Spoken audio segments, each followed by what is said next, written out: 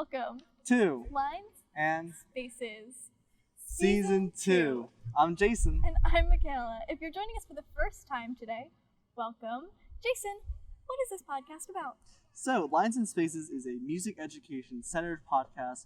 We talk about music education kind of presently, in the future, and kind of what was like in the past, and kind of talking about the landscape of music education within the 21st century, and bringing in kind of Michaela and I's perspective on our experience in music education when we were students in the pre-service level, and now we're actually currently in the in-service level. So we're kind of talking about that and bringing in different perspectives on music education and bringing in special guests that kind of talk about various topics within music education and kind of the music world itself. And so we are currently in Season 2. If you haven't seen Season 1, that is all up on our Linktree, which will be listed down below, so you can catch up to where we are now. Well, Michaela, we've been away for a little bit. What have you been doing? What have we been doing? Well, as our last stop before we could become in-service music educators, we had to, first we had to student teach, and then we had to graduate. So we were student teaching in this last semester, the last few months. In that time, Jason, what type of student teaching did you find yourself doing? Yes, so within the student teaching process, for any of us who are interested in doing that process, you have two placements, one usually in a primary section, so like an elementary school, and one in a secondary, so a middle school, high school type of level. And for me, I was teaching in a K through 8 elementary school within the city of Philadelphia, and then working in a middle school in the suburbs of Philadelphia, working with instrumental music, general music, both in the elementary and the middle school level, and kind of teaching that through, because we are currently in a pandemic, it was kind of a hybrid setting for me, and hybrid is just kind of a mix of in-person and virtual, and at times it was fully virtual, and at times I had some in-person students. So it's definitely a mixed bag of what was happening, a lot of things switching on the fly. But Michaela, where were you placed for this past couple months? So, as Jason said, our degree and certification will cover, I think, preschool to 12th grade, yes. Pre-K to 12, which means we have to have experience in both secondary and elementary areas. So I had some time at a junior high and at an elementary school, which was K to 6, and both experiences were fantastic. I was very fortunate to be in person. It was a hybrid scenario, just like Jason was saying, but I got to work with wonderful humans of all different ages and all different work scenarios, so students and teachers and other faculty. I had two fantastic teachers who opened their classrooms to me and allowed me to come in and learn from them and to gain a little bit more experience. And it was definitely different than what I was expecting, but all for the best. Yes, I'm in that same boat. It was very different than what I expected my student teaching to look like when I started freshman year, kind of going through this process. But equally enjoyable, like Michaela said, two very amazing music educators in the field welcoming me into their classroom, giving a lot of feedback on what skills I had, what weaknesses I had, and what to work on. I think the process itself really kind of opened up my kind of perspective on what that kind of looked like, especially within the hybrid kind of weird pandemic teaching setting that we were both kind of in. But we'll dive into a little more about what our student teaching kind of looked like in a future episode. But before we get off of this topic, Michaela, what is one thing you learned in student teaching? What's the one biggest takeaway, or something in just general?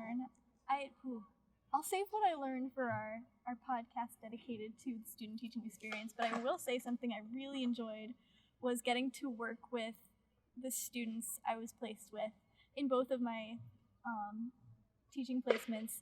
It was so nice to get to build some sort of a rapport and a relationship with students, because it's something I've missed a lot, and there was some in person, some online, but through all of it, it was just really nice to get to know some of these students and to get to work with them and learn from them.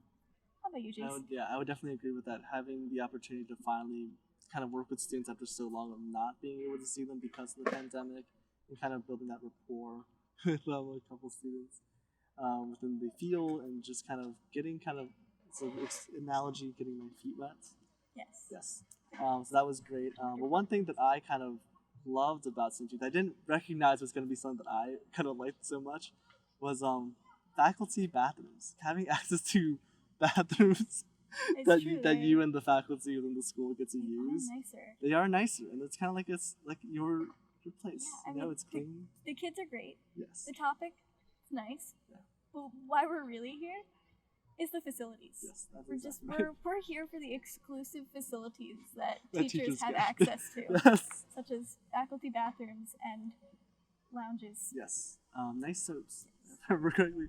But everything you saw in children's TV shows about the faculty lounge is true. Yes, they are. There is a disco ball. Yes. And pool tables. Yeah, There's the pool true. tables. All of it's true.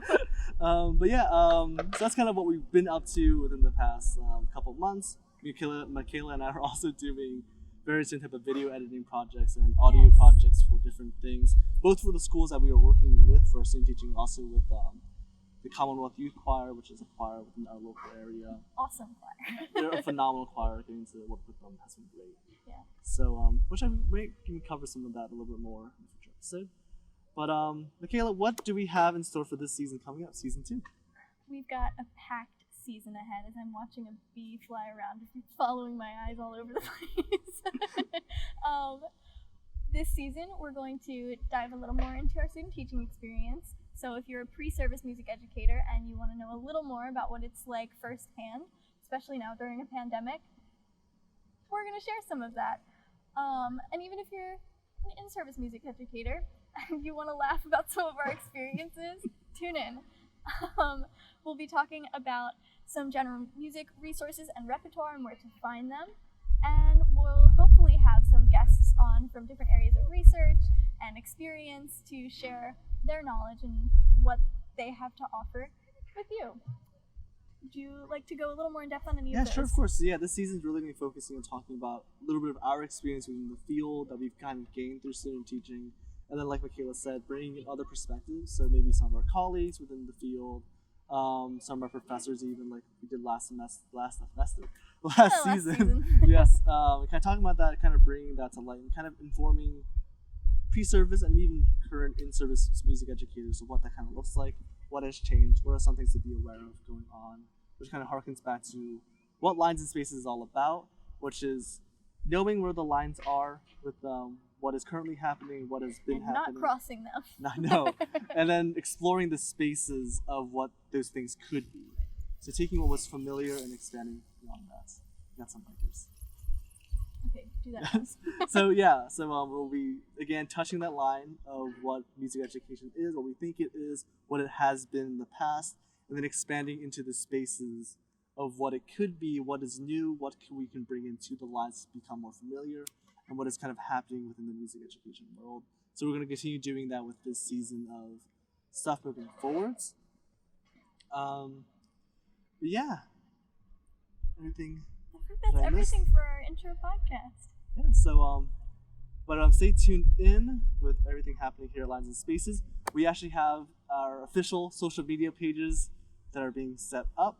We have an Instagram and a Facebook page now, and of course our YouTube has always been up where you can watch the podcast. And of course our Linktree link to access our previous podcasts that you can watch on all platforms of streaming, so Spotify, Apple Music, all those on YouTube as well. But I'll put the social media, so Instagram and Facebook, in the link below. I'll add the handles here as well. But if you want to find us on Instagram, we are on Lines and Spaces Podcast. And then on Facebook, we are just Lines and Spaces. So if you want to follow us there, that would be amazing to keep up to date with our episodes, some behind the scenes, and maybe other creative projects that Michaela and I have in store, which I'm super excited to kind of work into and kind of share with everybody. But thank you so much for joining us. We will see you next time. Teach on.